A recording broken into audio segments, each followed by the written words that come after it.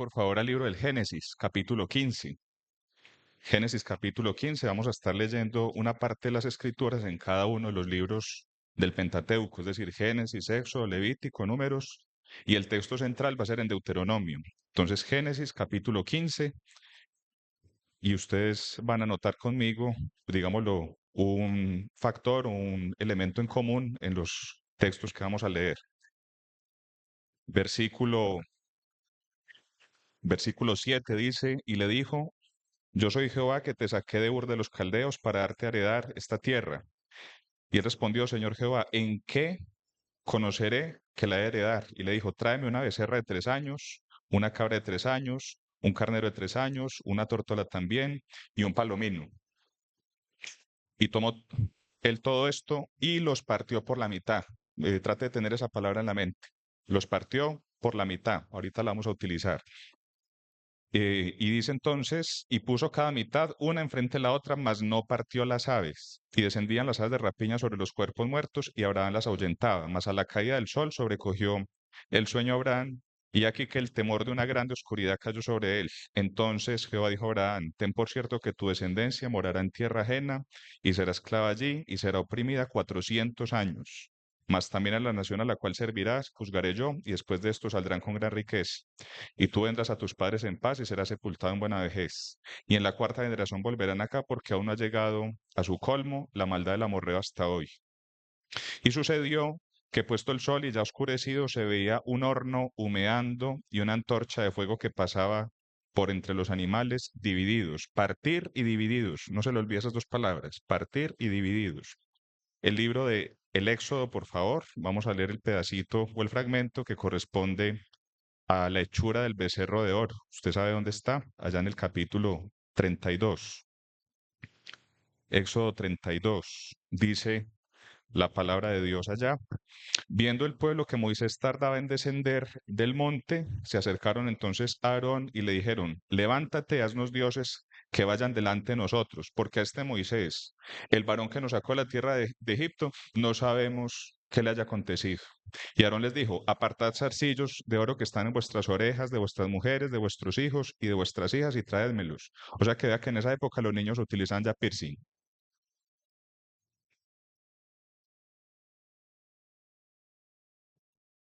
¿Cierto? Cosas que la escritura nos enseña. Hoy hay que leer con mucha atención el texto. Entonces todo el pueblo apartó los zarcillos de oro que tenían en las orejas y los trajeron a Aarón. Y él los tomó de las manos de ellos y les dio forma con un buril e hizo de ellos un becerro de fundición. Entonces dijeron: Israel, estos son tus dioses que te sacaron de la tierra de Egipto. Y viendo esto, Aarón edificó un altar delante del becerro y pregonó a Aarón y dijo: Mañana será fiesta para Jehová. Partir, dividir un becerro a Aarón. Tengan todo eso como si fueran fichas de un rompecabezas. Ahorita las vamos a utilizar, listo. El libro de Levítico, por favor, el texto de la expiación, que es el capítulo 16. Capítulo 16, dice entonces el versículo 3, por motivo del tiempo. No, vamos a jugárnosla toda. Leamos desde el 1. Dice: Habló Jehová a Moisés después de la muerte de los dos hijos de Aarón, Nadab y Abiú. Recuerde que ellos entraron con un fuego extraño, eh, pres- probablemente bajo efectos del alcohol, entraron a ofrecer fuego extraño y fueron consumidos allá en ese lugar. Entonces, le recuerda a Dios, porque a Dios no se le olvida, nosotros sí olvidamos lo siguiente. Después de la muerte, los dos hijos de Adán, cuando se acercaron delante de Jehová y murieron, y Jehová dijo a Moisés: Di a Aarón tu hermano que no en todo tiempo entre en el santuario detrás del velo, delante del propiciatorio que está sobre el arca, para que no muera. Porque yo apareceré en la nube sobre el propiciatorio. Propiciatorio. Tenga también esa palabra, ahorita la vamos a utilizar. Con esto entraron en el santuario con un becerro para expiación y un carnero para holocausto. El becerro es para expiación, ¿sí? El becerro es para expiación del sacerdote. Entonces dice más adelante, versículo 11: y hará traer a Aarón el becerro que era para expiación suya, y hará la reconciliación por sí y por su casa, y degollará en expiación el becerro que es suyo. O sea que ese becerro era de Aarón. ¿Se acuerdan del becerro de oro? ¿Quién lo hizo? Aarón. ¿Cómo tenía que entrar Aarón a la presencia de Dios ahora de nuevo? Con un becerro de expiación para él. Ahí vamos engranando algunas piezas. Vamos engranando algunas piezas. Y luego vamos a retomar. Después tomará un incensario lleno de las brasas de fuego del altar de delante de Jehová y sus puños llenos del perfume aromático molido y los llevará detrás del velo y pondrá el perfume sobre el fuego delante de Jehová y la nube del perfume cubrirá el propiciatorio que está delante del testimonio para que no muera. Luego tomará de la sangre del becerro. ¿De quién era el becerro? De él, el becerro personal del sacerdote. Y la rociará con su dedo hacia el propiciatorio al lado oriental hacia el propiciatorio, esparcirá con su dedo 7 veces de aquella sangre. Capítulo 19, Números. Números capítulo 19, versículo 1. Dice, y Jehová habló a Moisés y a Aarón diciendo, esta es la ordenanza, la ley que Jehová ha prescrito diciendo, di a los hijos de Israel que te traigan una vaca alazana, es decir, una becerra de color pardo rojizo, ¿cierto? Perfecta en la cual no haya falta, sobre la cual no se haya puesto yugo, y la daréis a Eleazar el sacerdote. ¿Quién era Eleazar? El hijo que le quedaba, uno de los hijos que le quedaba a Aarón, ¿cierto? Y él la sacará fuera del campamento y la hará degollar en su presencia. Y Eleazar el sacerdote tomará de la sangre con su dedo y rociará a la parte delantera del tabernáculo, ya no del santuario ni del propiciatorio, no del tabernáculo, pues como tal, de reunión con la sangre de ella 7 veces. Y hará quemar la vaca delante de sus ojos, su cuero, su carne, su sangre con su estiércol. Hará quemar. Luego tomará el sacerdote madera de cedro, hisopo y escarlata, es decir, lana escarlata de color rojo, ¿cierto? Y lo echará en medio del fuego en que arde la vaca. El sacerdote lavará sus vestidos, lavará también su cuerpo con agua y después entrará en el campamento. Después, y será inmundo el sacerdote hasta la noche. Usted nunca va a encontrar otro texto en las Escrituras que diga que un sacerdote se hizo inmundo para purificar a otros. Lo va a encontrar acá. Y eso le tiene que llamar la atención a usted, porque al que no conoció pecado, por nosotros lo hizo pecado. Y esta es una tenue sombra, muy tenue, de la magnitud y grandeza del sacrificio del Señor Jesucristo. El justo por los injustos. ¿Cuánto costó la purificación suya? Pregúnteselo al Señor Jesucristo en el Getsemaní. Porque nosotros asociamos la muerte del Señor como el acto solamente del Gólgota. Pero el libro de Isaías nos dice muy claramente, con el rico fue en sus muertes. Eso es un plural de intensidad y de majestad, es decir, es como si el Señor hubiera muerto muchas veces un mismo día o en un mismo momento, muchas veces, y nadie ha muerto muchas veces. Pero en ningún otro lugar de la Escritura se va a hablar de las muertes de alguien solamente con respecto a la persona del Señor Jesucristo para decirnos de qué magnitud es la muerte del Señor Jesucristo. Asimismo, el que quemó lavará sus vestidos en agua, también lavará en agua su cuerpo y será inmundo hasta la noche. Y un hombre limpio recogerá las cenizas de la vaca y las pondrá fuera del campamento en lugar limpio y las guardará la congregación de los hijos de Israel para el agua de la purificación. Es una expiación. Y terminamos con el texto donde vamos a quedarnos, que es Deuteronomio 21. Deuteronomio 21. Y dice allí la palabra de Dios lo siguiente.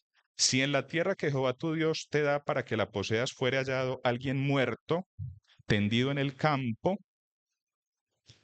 y no se supiere quién lo mató, entonces tus ancianos,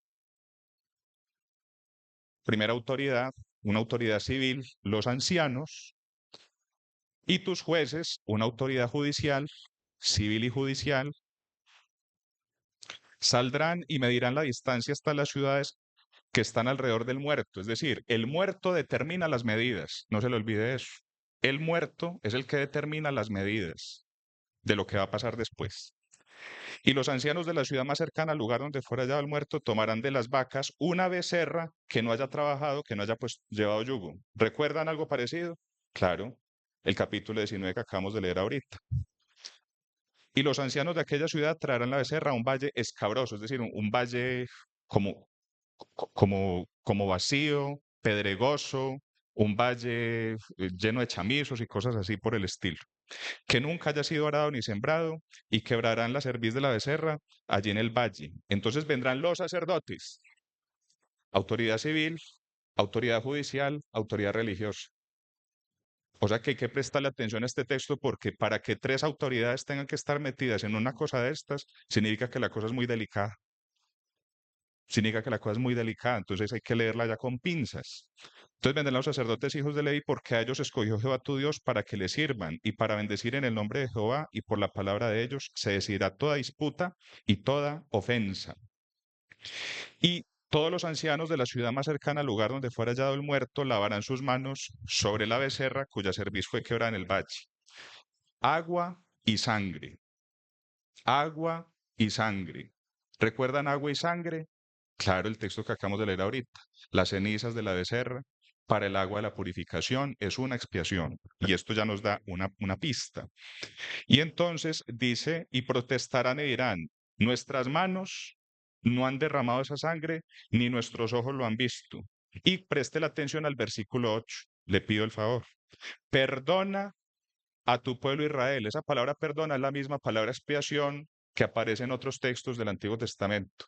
En el Antiguo Testamento hay como 9 palabras distintas para referirse a la palabra expiación en la versión del 60. No hay tiempo de mirar todas esas palabras. Ya le toca a usted en su casa ponerse a revisar cada una de esas cosas juiciosamente, porque son palabras distintas, pero la versión del 60 les dio por traducir todo expiación, expiación, expiación. Y una cosa es expiar, y otra cosa es ofrenda por el pecado, y otra cosa es ofrenda por la culpa del pecado, que es, por ejemplo, lo que aparece en el texto de Isaías. Cuando él haya puesto su vida en expiación por el pecado, ahí esa palabra expiación es ofrenda por la culpa del pecado, es decir, es la quinta ofrenda levítica, refiriéndose al Señor Jesucristo. Entonces dice, expía a tu pueblo Israel, al cual redimiste, oh Jehová, y no culpes de sangre inocente a tu pueblo Israel, y la sangre le será expiada. Y es la misma palabra que se utiliza, por ejemplo, cuando Isaías estaba ya asombrado de lo que estaba viendo, el ángel vino con uno de los carbones, lo puso en la boca y fue expiada la culpa del profeta Isaías. Fue expiada la culpa. O sea que cuando usted lee el Antiguo Testamento, hay al menos como 4 elementos expiatorios: el fuego, la sangre, el agua y el dinero. Ya le toca a usted mirar en su Biblia si lo que yo estoy diciendo es verdad, porque usted no puede creerle a todo el que se para aquí a predicar. Usted tiene que sentarse con la Biblia en su casa para mirar si lo que el perencejo que está parado aquí está diciendo es verdad. Y si usted no lo hace, es responsable delante de Dios, porque usted no le puede creer a cualquiera que se para acá. Yo antes tengo que agradecerle a ustedes que se ponen a escucharle a uno lo que uno está estudiando, pero ustedes son el pueblo de Dios y son responsables ante el Señor de la palabra que está acá. Porque la palabra que Él ha hablado, las escrituras, ellas nos juzgarán en el día postrero, lo dijo el Señor Jesucristo. O sea que es uno de los libros que estará en el día del juicio. Pero terminamos entonces y dice, y tú quitarás la culpa de sangre inocente de medio de ti cuando hicieres lo que es recto ante los ojos de Jehová. 5 becerros en cada uno de los 5 primeros libros de la Biblia. El becerro del pacto, que fue el primero que leímos allá en Isaías, en Génesis capítulo 15. ¿Qué significa la palabra pacto? La palabra pacto significa partir o dividir en dos, básicamente. Entonces, cada que usted encuentre la palabra pacto, piense en algo que está partido. Básicamente un borrón y una cuenta nueva. Es decir, yo era soltero, muy contento, cama grande, de plumas o durita, de colchón de densidad 30, y me tocó casarme. Me tocó casarme. Ya se acabó la vida soltero. Borrón y cuenta nueva. Hasta ahí llegó su dicha. Si la tenía. Y si no, pues era más feliz, claro que sí. Estaba contento los dos junticos, sin muchachitos y sin nada, sin nada, nada, nada. Llega el primer muchachito, ya se le acabó la vida de casadito, ya toca correrse porque el niño le dio miedo a metérselo a la cama. ¿Y cómo lo va a echar el pobre muchachito que apenas conoce lo que son las piernas y todas esas cosas? Y esa es la vida de nosotros. Son vidas de antes y después. La niñez cortica, cortica, cortica. La adolescencia cortica. La adultez muy larga y costosa. Porque nos toca ver por los anteriores que duran poquito. Vean en las que están ustedes todos estos días para comprarle a todos sus niños pistas, muñecas, no sé qué, la Barbie, todas esas cosas. ¿Y sabe cuánto va a durar eso? Unos meses. ¿Y la deuda para usted? Mucho tiempo quizás. Por eso la niñez y la adolescencia son vanidad. La vida nuestra es una vida de pactos, es una vida de antes y después. Pero a lo largo de lo que fue la trayectoria de nuestro Dios con su pueblo, le establece unos pactos. Los pactos podían ser condicionales o incondicionales. El pacto que Dios establece con Abraham era incondicional. Y por eso entonces Él le pide que tome unos animales y el primero es una becerra de 3 años. La parte en dos y la presencia de Dios pasa en la mitad. ¿Recuerdan las palabras del Señor el día del aposento alto? Esta copa es el nuevo pacto en mi sangre, o la sangre del nuevo pacto. Y yo les decía hace tiempos a los hermanos por allá que a mí me llama mucho la atención desde mi niñez en las asambleas, porque cuando los creyentes están sentados alrededor del pan y de la copa,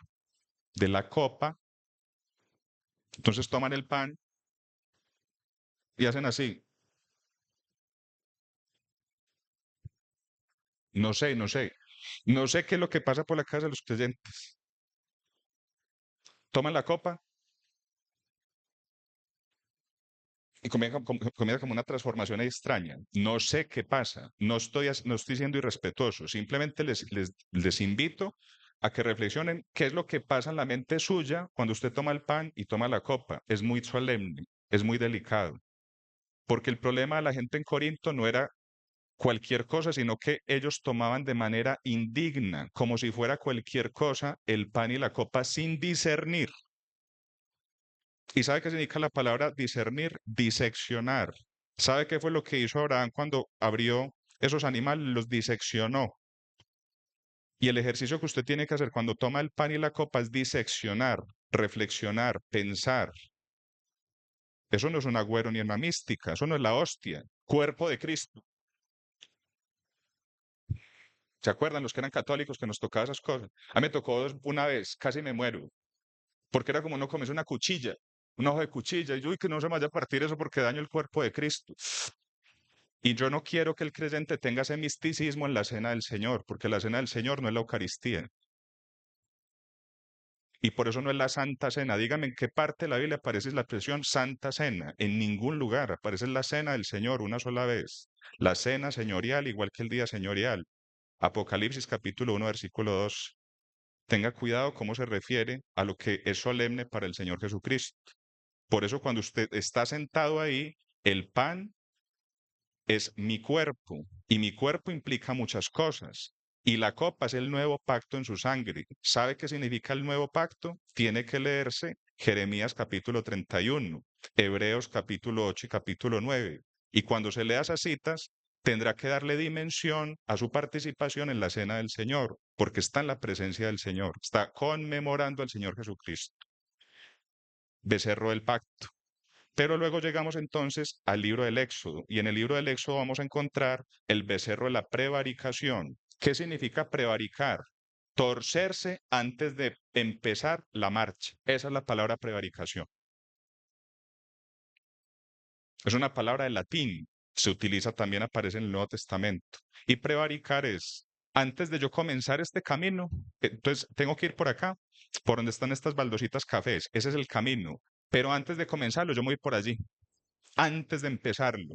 La prevaricación es una de las manifestaciones del pecado en el Antiguo Testamento y en general en el texto bíblico, ¿cierto? Y entonces, antes que cualquier cosa, ya en el corazón del pueblo de Israel había el deseo de hacer algo ante la presencia de Moisés. ¿Y el gestor de eso quién fue?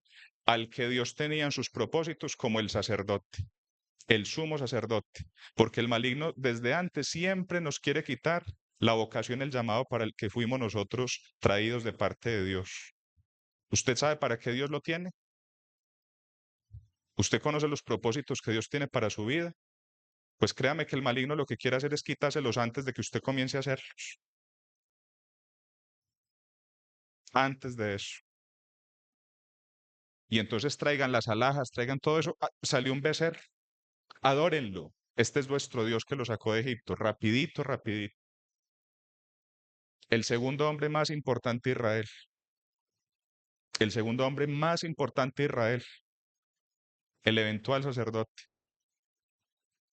y fue el primer responsable de la primera rebelión masiva del pueblo de Dios en libertad. Y cierto que Dios lo sacó de taquito y nunca estuvo en los propósitos. Era el sacerdote, porque irrevocables son los dones y el llamamiento de Dios, eso es irrevocable.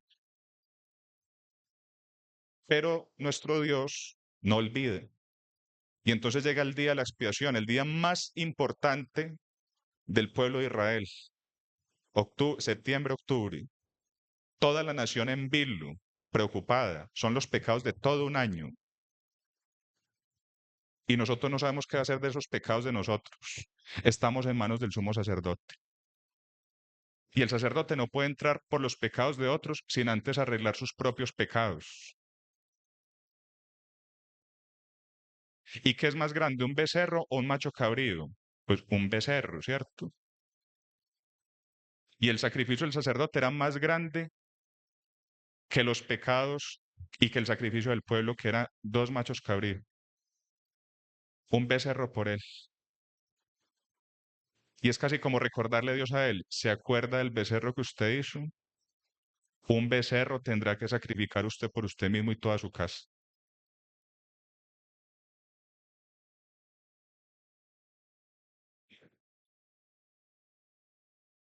Y él entraba entonces con la sangre de ese animal.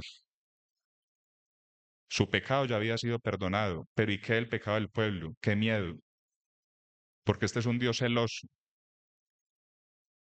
que no se agrada del pecado y la paga del pecado es muerte. Y el sacerdote se desvanecía en medio de la penumbra, del humo, del incensario, en medio de lo que era solemne, el lugar santísimo. No podían entrar cada que quisieran. Y entraba ese sacerdote allá. Y esa gente a esperar qué podía pasar, a lo mejor el Señor le extermina. Y luego el sacerdote seguimos nosotros. Y por eso no probaban bocado. Era día de extrema solemnidad, no se podía comer absolutamente nada. El gran ayuno, el gran ayuno.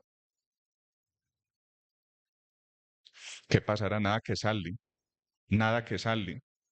Cuando de repente en medio de las sombras, una figura, y con la figura el sonido de unas campanillas, salía el sacerdote y les perdonaron el pecado un año más. Perdonados. El Señor en su gracia los perdonaba. El Señor los perdonó. El día del perdón, el Yom Kippur, el día del perdón, el día de tapar, el día de cubrir. Pero yo me la anticipo a usted, le digo una cosa. ¿Usted qué prefiere? Con el banco. Mire pues lo que le voy a poner de ejemplo. No, le iba a hacer un ejercicio, pero no lo voy a hacer porque sería quebrantar mis reglas. Casi lo hago. Les iba a decir, levanten la mano quienes tienen deuda en el banco. Pero ¿qué les va a poner una cosa tan apretada? Pero de pronto los que tienen, ¿usted qué prefiere? ¿Pagar intereses y estar al día o no deber nada en el banco? Es diferente, ¿cierto? Yo puedo estar al día con el banco, con los intereses, y el banco no me molesta. De hecho, le gusta que yo tenga ese tipo de relación. Págueme y págueme y págueme intereses. Pero qué rico cuando uno no le debe nada al banco, ¿cierto? Cuando uno está al día con el banco, tiene el paz y salvo. No se le olvide ese ejemplo, se lo voy a poner ahorita después. El pueblo de Israel entonces tenía un día de perdón, pero entonces, ¿qué pasaba el resto del año? Hay contaminaciones, nos untamos de muerto, nos untamos de cadáveres, familiares y demás. Y entonces viene la expiación del camino, del peregrinaje, porque la primera expiación era el sacerdote, pero nosotros necesitamos limpiarnos. Una vez Dios nos ha perdonado un año. Y entonces llegamos a Números capítulo 19. Y en Números capítulo 19 tenemos entonces la vaca alazana. Mucho que decir de eso, pero no hay tiempo en este momento. Solamente les digo que el Señor Jesucristo, cuando estaba ya en la noche que iba a ser entregado, se inclina a lavarle los pies a los discípulos. Oiga, ¿cómo se le ocurre uno permitir que el Señor se ponga a limpiar los pies de uno si es el Señor Jesucristo? Y Pedro le dice, no, ¿cómo me vas a hacer eso? Él dice, Pedro, tengo que hacerlo. Y él dice, Señor, entonces límpiame todo. Y él dice, no, el que está limpio necesita limpiarse los pies. Ya nosotros estamos limpios por la obra del Señor Jesucristo. Por eso nosotros no decimos, Padre, perdóname que dije una mentira hoy. ya todo pecado ha sido perdonado. Ah, cosa muy distinta la confesión. Es una cosa muy distinta. Es un ejercicio lógico y de una alta destreza en la cabeza de todos nosotros. La confesión. Si confesamos nuestros pecados, Él es fiel y justo para perdonarnos, claro. Usted ya ha sido perdonado en el sacrificio del Señor Jesucristo. Pero una vez usted ha nacido de nuevo, usted lo que le queda es la confesión. Y la confesión necesita dos recursos, las escrituras y la sinceridad de su corazón. A la luz de la palabra, Padre, yo vengo delante de tu presencia a la misericordia tuya. Tú sabes que yo me dejé llevar de mis impulsos y de mis arrebatos, cuando se supone que mi vida está en manos de tu Santo Espíritu y que tu palabra todos los días me habla. Aún así, yo quise contestarle de esa manera a mi esposo, aún así yo quise tirarle ese carro encima, ese motorizado que casi me raya eso, y le contesté muy feo y se me fue esa palabra tan fea, tan horrible. Confesión. Muy distinto a perdóname. Perdóname porque dije una mentira. Perdóname porque fui grosero. Es un ejercicio muy riguroso la confesión que requiere las escrituras. Es que la vida en Cristo no es simplemente un cambio de hábitos. Eso no es que yo me vestía así y ya así, no, esto es una vida nueva, totalmente. Una manera de pensar distinta, una manera de percibir las cosas totalmente, radicalmente distinta, una aspiración nueva, proyectos de vida distintos, toda nuestra mentalidad es transformada por la nueva vida que tenemos en el Señor, tenemos la vida de Dios. Efesios capítulo 4. Y aspiramos y crecemos en la vida de Cristo. Segunda a los Corintios capítulo 4, la vida de Cristo, la vida de Jesús. Usted ya tiene que indagar más en eso, ¿cierto? Y entonces por eso en el camino, en la trayectoria que tenemos como creyentes, una vez hecho el sacrificio del Señor Jesucristo, me queda el lavamiento del agua por la palabra de Dios, que es lo que hace precisamente el Señor a través de las escrituras en nuestra vida. La escritura lo que hace, como figura de agua, es purificar nuestras vidas. Por eso usted tiene que estudiar las escrituras. Usted no solamente puede leerse el calendario de la buena semilla, ya cumplí, ya mi devocional ya está listo, ya, chao. Usted tiene que ir a las escrituras y las escrituras tienen que afectar su vida, tienen que transformar sus conexiones neuronales. Las escrituras como texto tienen que dar vida a su ser. Las escrituras tienen que modificar su manera de pensar, de actuar, tienen que regular su conducta. La palabra de Dios tiene que volverse carne en su vida. La palabra de Dios no pueden ser historias aisladas de la realidad que usted tiene como creyente. La palabra de Dios tiene que constituir, reconstituir su cuerpo, su existencia. Tiene que modificar sus actos, sus pensamientos, reacciones y proyecciones personales. La palabra de Dios es viva y eficaz. La palabra de Dios no es un libro que se hable solamente el domingo cuando lo abre el predicador y me lo proyectan allá atrás. Para nada. La palabra de Dios no es el Salmo 91 para que el ladrón no le meta a su casa. La palabra de Dios no es el Salmo 23 que los niños aprenden en la escuela bíblica. La palabra de Dios es la palabra de Dios. Y ella tiene que transformar su existencia una vez usted es una nueva criatura. Y finalmente llegamos al capítulo, eso sí es verdad, que esto me ha rendido tanto. Bueno, capítulo 21 de Deuteronomio. Entonces hagamos una pausa hasta aquí de cositas, porque ya estamos en el desenlace de esto. El becerro del pacto, libro del Génesis. El becerro de la prevaricación, libro del Éxodo. El becerro del perdón, el libro del Levítico. El becerro de la purificación, el libro de Números. El pacto, la prevaricación, la purificación, ¿cierto? Una vez yo he sido perdonado. Cuando usted y yo comenzamos la vida en el Señor, hay un borrón y una cuenta nueva. De modo que si alguno está en Cristo, nueva criatura es. Pero es que usted era un ladrón. Usted era un homosexual. Claro, claro que sí. Usted era una femina, obvio. Usted era un estafador, gota a gota. Claro que sí, totalmente. Pero nueva criatura es ante Dios. Las cosas viejas pasaron. ¿Es posible que le hayan quedado secuelas, obviamente, de esa vida? Claro que sí. Claro, usted bebió como si tuviera la garganta de lata y el hígado de hierro. Y usted llega al Señor Jesucristo y seguramente morirá de cirrosis. Claro que sí. ¿Sí seguro? Usted se fumó absolutamente todos los cigarrillos, todos, todos, todos. Es muy posible que usted muera con un EPOC. Claro, totalmente. Este tabernáculo se va a deshacer. Usted mantenía echado, acostado viendo muñequito de televisión. Usted va a desarrollar una obesidad muy tremenda y va a empezar a sufrir una cantidad de cosas por mantener echado y acostado viviendo rico. Obvio que sí, obvio que sí. Y este tabernáculo se va a deshacer, obvio que sí. Pero nuestros cuerpos serán transformados. Es la última redención de nuestras vidas, el cuerpo. Tiene que leerse eso en el Nuevo Testamento. Y el cuerpo será transformado, no así el cuerpo, el pecador. Ustedes han escuchado hablar del síndrome de ansiedad, tan horrible, del alcohólico, del fumador de cigarrillo, de marihuana, cualquier cantidad de cosas, del adicto a los juegos, al sexo, a tantas cosas. Eso no es tan sencillo que usted deje el vicio y ya. Viene luego el efecto rebote, que es el síndrome de abstinencia, miedoso. Una persona hasta se puede morir de eso. Eso no es tan sencillo. ¿Y usted se imagina usted estar en el infierno eternamente deseando cigarrillos y no poder fumárselos? ¿Eternamente?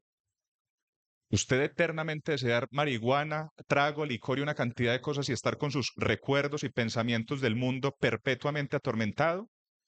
Y aún así usted no quiere nada con el Señor Jesucristo. Yo tengo la plena certeza que mis hermanos que por causa del pecado van a morir con las secuelas de él serán transformados. Pero tengo mucha tristeza a mis familiares que en su cuerpo de carne, sin el Señor Jesucristo, en esa condición van a estar eternamente separados del Señor con la plena conciencia que Dios sí existe y que tuvieron una ventana de oportunidad en esta tierra y no quisieron nada con el Señor Jesucristo. Una vida nueva, el pacto que Dios estableció con Abraham.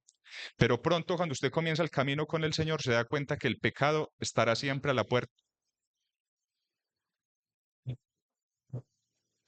Y el pecado está a la puerta. Por más de que usted sea libre, por más de que usted es una nueva criatura en Cristo, el pecado está a la puerta. Y eso se dieron cuenta los hijos de Israel, que todo intento del corazón del hombre es malo desde su juventud, y que por mucha virtud que usted tenga, usted no deja de ser un pobre pecador. Y levantaron ese becerro de oro. Pero entonces, después del pecado, ¿qué? Ya perdí la salvación. Viene el perdón. El perdón. Y aún para el sacerdote había esperanza, que había pecado. Y el Señor le dijo, traiga un becerro para usted y para su casa, recordándole el pecado, pero dándole también esperanza. Pero luego del perdón hay que estar purificándonos siempre. Las cenizas de la becerra, Números capítulo 19. Pero después de eso viene algo importante, capítulo 21 de Deuteronomio, y vamos a detallar unas cosas. Ya hay un muerto, no está herido, no está fatalmente herido, está muerto. La paga del pecado es muerte consumada. Un pecado en territorio de esperanza. Era la tierra prometida. ¿Cómo así que un muerto? ¿Cómo va a haber un muerto en medio de un pueblo que tiene la ley de Dios? ¿Cómo así que hay un muerto en una nación que es especial tesoro? ¿Cómo así que un muerto en el territorio de Israel? Luego no hay unas ciudades de refugio, no hay una cantidad de cosas. Y dice entonces, cuando alguien fuere hallado muerto, tendido en el campo, ¿quién lo manda a ser cuidado? Ah, muchos se le advirtió que en la noche es para acostarse, no para estar por ahí en la calle. Mucho se le dijo, tenía que haber responsable de eso, porque cuando hay un muerto, tienen que haber responsables. Y miren entonces las personas que salen, los ancianos y los jueces, autoridades civiles, autoridades judiciales, los que tienen experiencia y los que tienen la ley de Dios. ¿Cómo legisla un juez? Con códigos legales. ¿Cuál era el código legal del pueblo de Dios? Pues la palabra de Dios, 613 normas, decretos. Con esto tenían que legislar, con esto tomaban las decisiones ellos, los jueces. ¿Y quiénes eran los ancianos? Pues la gente de experiencia, la gente que conocía al pueblo, la gente que sabía quién es quién. Y ellos tenían que responder por un muerto que no habían matado.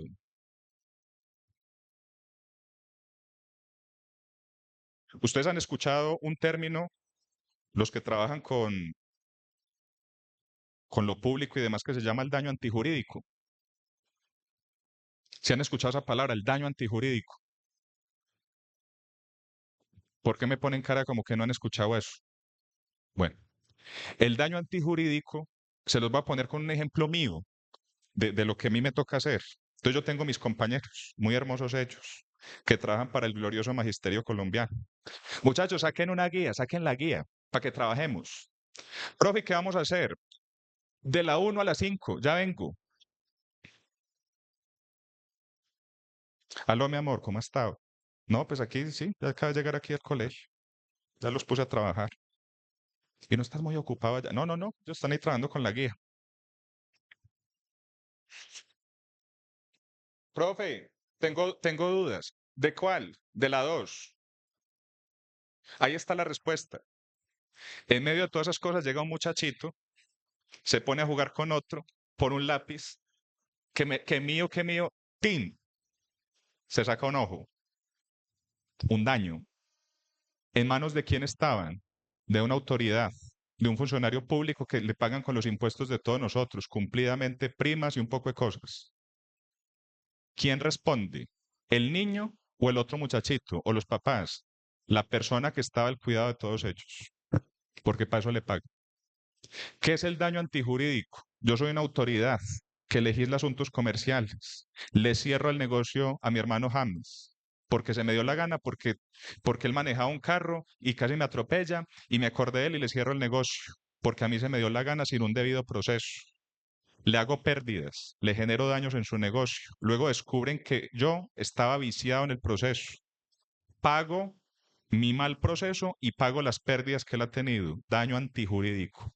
Son todas las cosas que se derivan de una acción indebida o de una negligencia de parte de una persona con ejercicio público de autoridad. ¿Le suena familiar eso?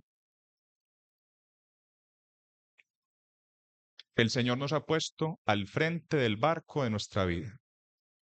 Usted es autoridad de su cuerpo y de la existencia que Dios le prestó, pero usted también es padre de los hijos que el Señor le prestó. Ustedes están al cuidado de una congregación que el Señor les prestó. Lo que pase con esa congregación, usted también tiene que responder y con sus muchachos también. Así de sencilla es la cosa. Por eso entonces tenían que aparecer las autoridades de la aldea, de la ciudad, a mirar qué era lo que había pasado con ese muerto. ¿Qué había de por medio en esto? Básicamente,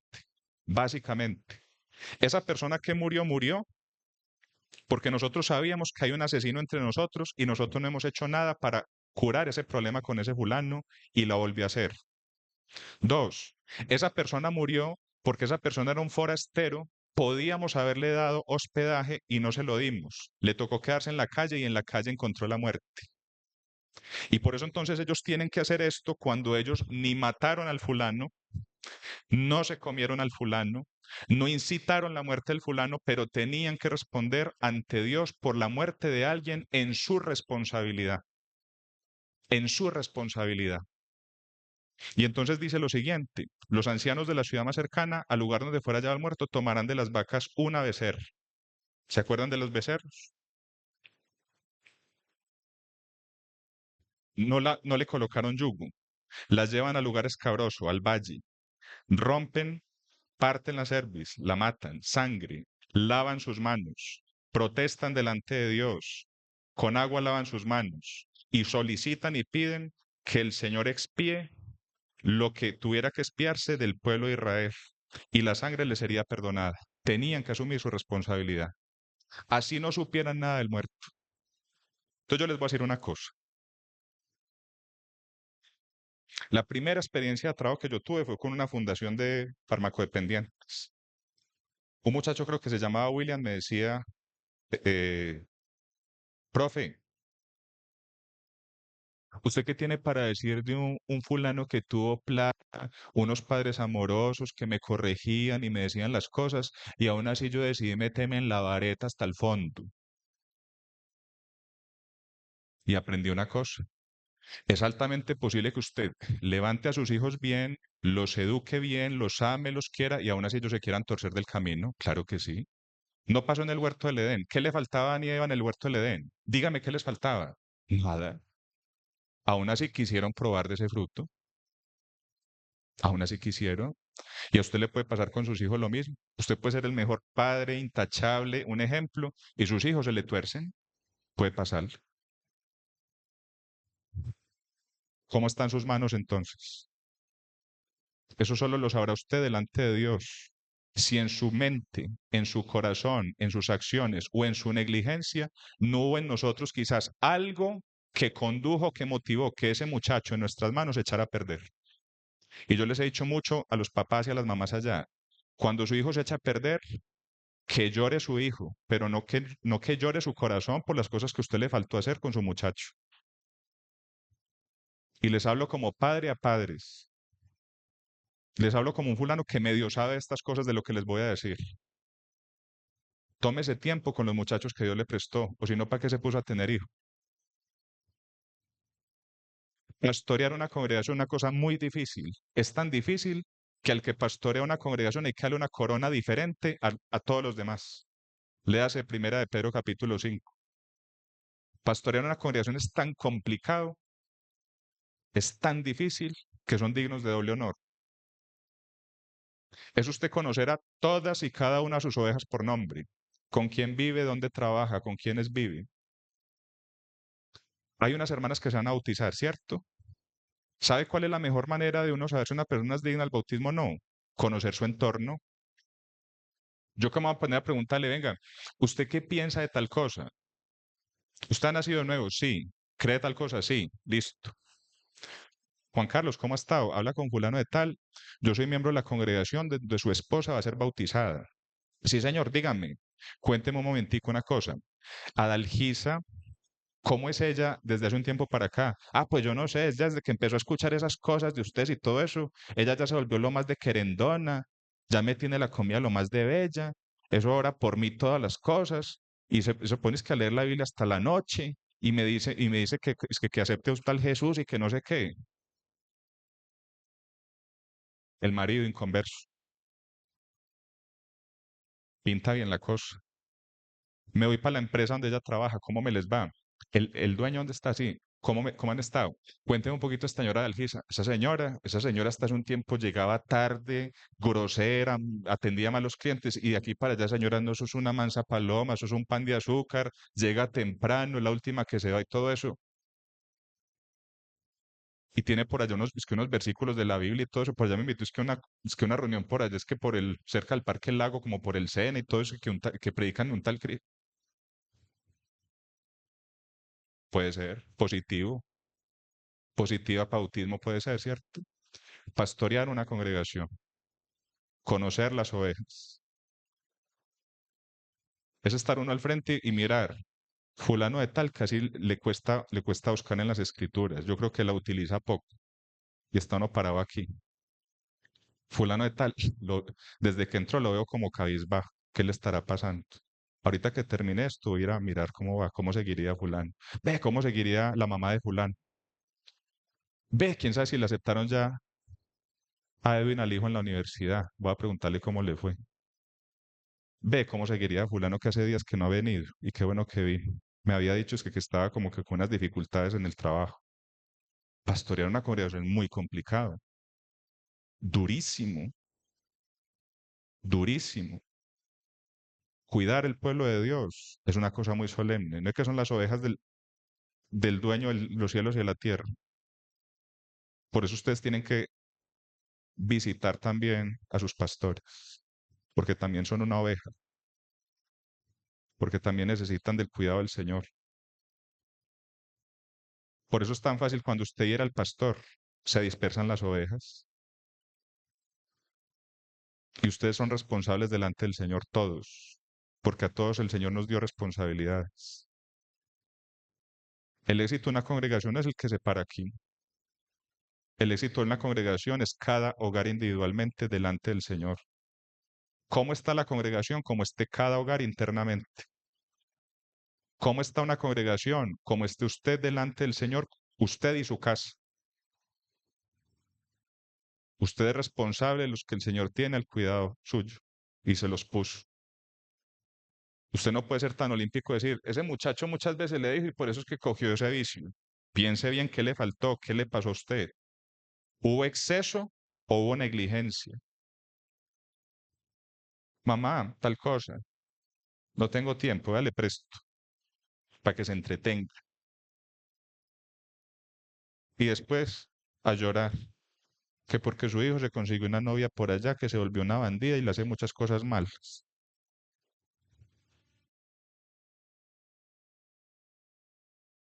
Después usted quiere hablar con su muchacho y él no tiene tiempo. No es que está con el juguete que usted le dio, está con él y no tiene tiempo ni para mirarlo usted a los ojos. Se lo pidió en diciembre, el 16, había que darle el 16.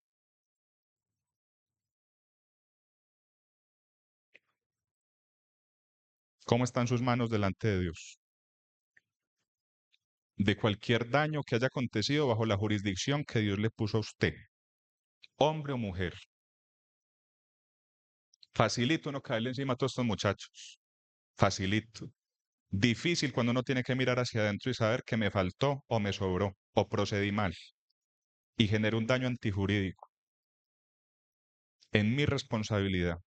Que el Señor me los ayude a todos ustedes y a mí también, porque nuestras tareas son duras, porque los hijos le costaron a nuestro Señor Jesucristo su vida también. Él también dio la vida por ellos. El Señor nos dirige a todos nosotros porque necesitamos toda dirección de parte del Señor en nuestra vida. El Señor nos ayude mucho a sacar adelante su responsabilidad a cargo de lo que Dios haya puesto, su negocio, su trabajo, sus empleados, sus hijos, las ovejas. Porque esto es tan delicado que estando ya entonces en los albores de la tierra prometida, viene un edicto de parte de Dios diciéndole, mire, pilas, que cuando haya un muerto dentro de ustedes, eso no es tan sencillo como que lo enterramos y ya, necesitamos responsables.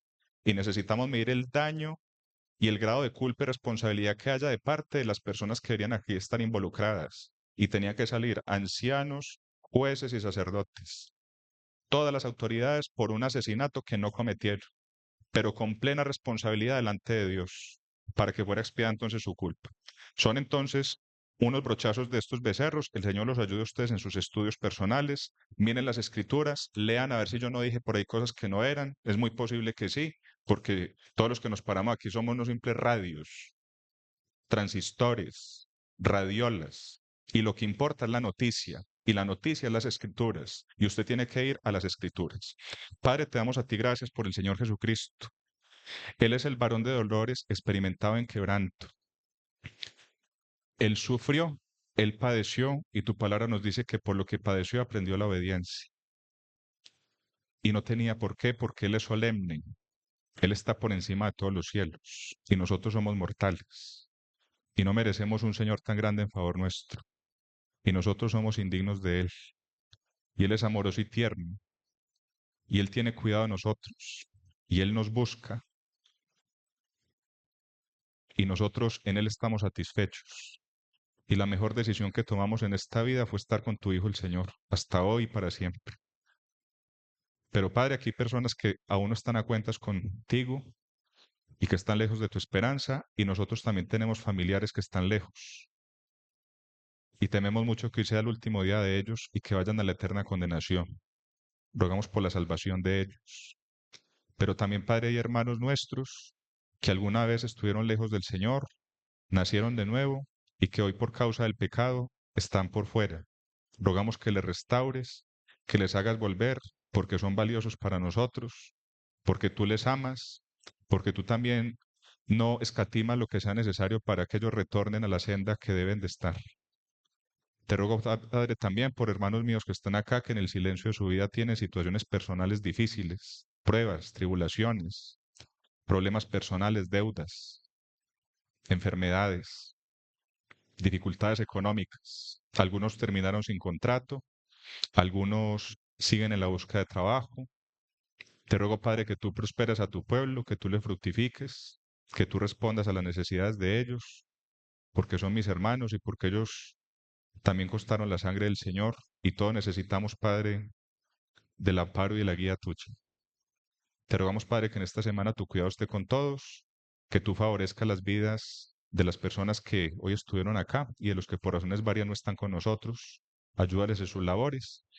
Guarda, Padre, a nuestros hermanos acá que están al cuidado de esta asamblea para que tu mano y tu gracia, Padre, obren en función a sensibilizarles, a fortalecerles y darles toda luz para el cuidado de los tuyos. Quedamos pues en tus manos en el nombre del Señor Jesús. Amén.